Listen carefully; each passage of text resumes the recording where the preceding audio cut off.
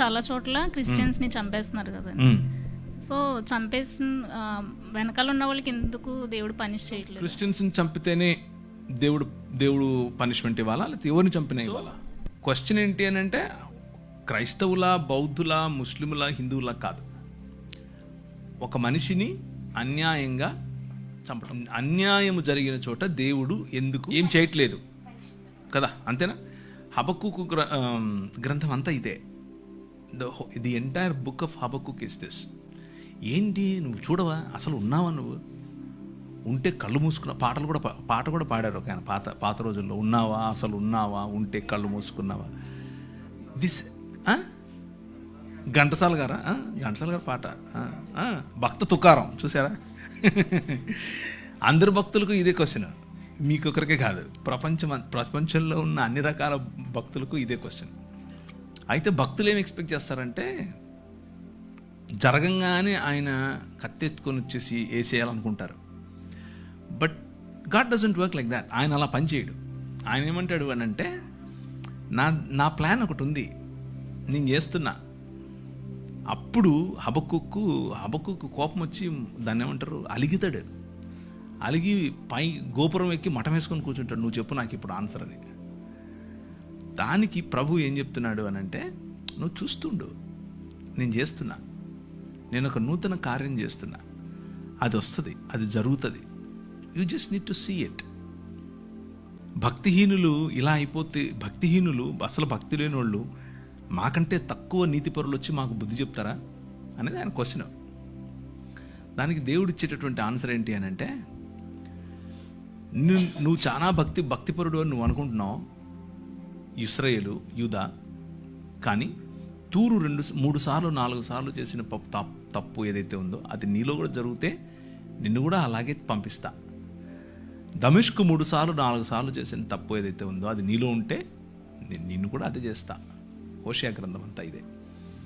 So చిరుత పులుల వల్ల ఎగిరేటటువంటి గుర్రాలు కలిగినటువంటి కల్దీయులను లేపి మీ మధ్యకు తీసుకొస్తా. ఆ కల్దీయులు మిమ్మల్ని చెరపట్టుకొని పోతారు. మేము హింసింపబడటం నీకు ఇష్టమా అని అడుగుతాడు ఈయన. ఏంటిది ఇలా చేస్తావా అంటే, అందుకే విను జాగ్రత్తగా, నేను ఒక కొత్త పని చేస్తున్నా, నూతనమైనటువంటి పని. సంవత్సరాలు గడుచుతూ ఉండగా నీ పని నువ్వు చేయి, నన్ను క్షమించు, నాకు ఇప్పుడు అర్థమైంది. నువ్వు చేస్తున్నావు పని, యూఆర్ వర్కింగ్ బిహైండ్ ఇట్. కాకపోతే నేను అనుకుంటున్న పద్ధతిలో చేయట్లేదు. నాకు ఇప్పుడే ఇక్కడే ఇలాగే పైనుంచి ఉరుములు పడాలి, కింద భూమి పగిలిపోవాలి అని నేను ఎక్స్పెక్ట్ చేస్తున్నాను. అలా కాదు. You have a different way.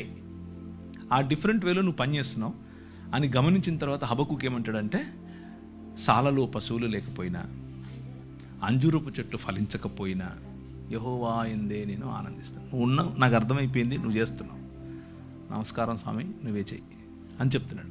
So ఫైనల్గా వాళ్ళు పనిష్మెంట్కు లేకపోతే తీర్పు అనేది ఆయన చేతిలో ఉంది. Let's put it this way. మనం అనుకున్నట్లుగా కాకపోయినా ఆయన తనదైన శైలిలో, తన పద్ధతిలో సమస్తాన్ని నూతనపరుస్తున్నాడు. కొందరికి ఛాన్స్ ఇచ్చి నూతనపరుస్తాడు, కొందరికి పళ్ళు రాలగొట్టి నూతనపరుస్తాడు. రెండిట్లో ఏది కరెక్ట్ అనేది ఆయనకే వదిలేద్దాం, ఆయన చేస్తాడు. He's doing it. చాలామంది నేను చూశాను, ఏంటి ప్రభా ఇది, మీకు ఎప్పుడు రాలేదు ఇలాంటి క్వశ్చన్స్?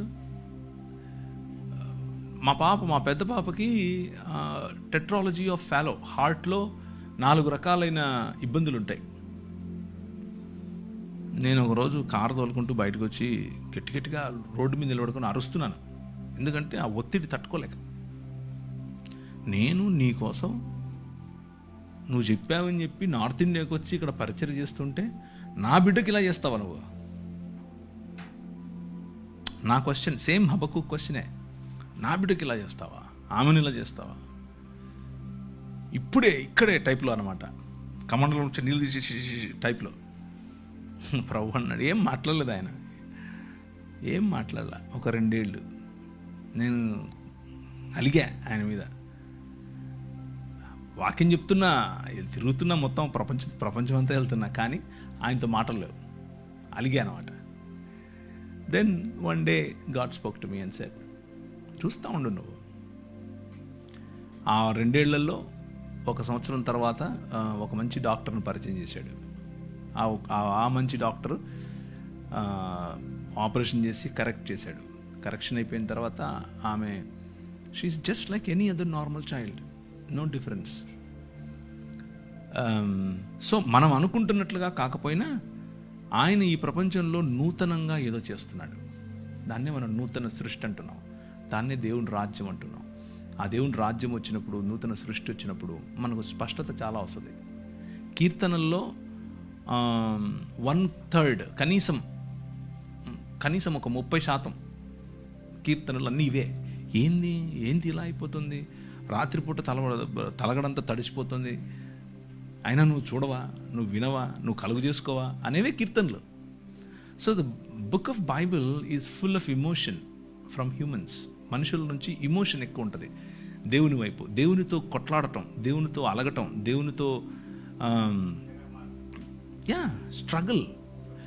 ఇది మతం ఏమనుకుంటుందంటే, ఎంత గర్వం రా నీకు, దేవుణ్ణి, నాయన హీస్ అవర్ డాడ్, నాయన, ఆయనకి ఇష్టం. అండ్ ఒకవేళ కూర్చున్న మీలో ఎవరైనా సరే, if you have this question, అని దేవునితో నేను ఇలా చేయొచ్చా? Yes, you can.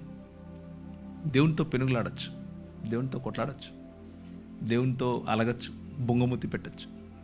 He understands it, he comes to you. మీరు అలగటాన్ని, మీరు కోప్పడటాన్ని ఆయన అర్థం చేసుకుని నాకు ఒక పద్ధతి ఉంది, ఆ పద్ధతిలో నేను చేస్తున్నాను అన్న కమ్యూనికేషన్ మనకి ఇస్తాడు. And it is your right, because your మీ హక్కు అది, ఎందుకంటే మీరు ఆయన పిల్లలు, రైట్?